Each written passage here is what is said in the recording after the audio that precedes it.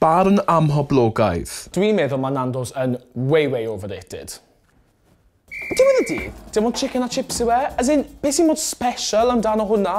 Wel, mwyd i chi mynd i'r spoons lleol a gael yn union yr un peth am hanner y pris, ond oherwydd maen nhw'n brando fel rhyw Portuguese extravaganza, mae'n costi 10 times mwy, a'r salt spicy ma, peri neu be bynnag, be hwnna amdano? Neu, hyd yn oed yn well, ewch chi chip i le yn y gydydd yn o'r noson allan.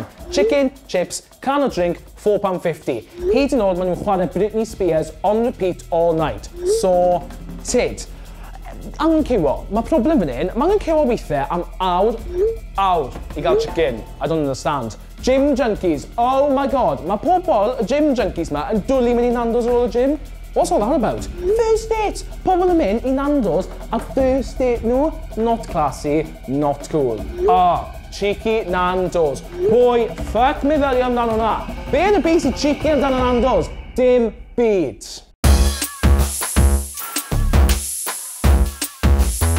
Cytuno, angytuno.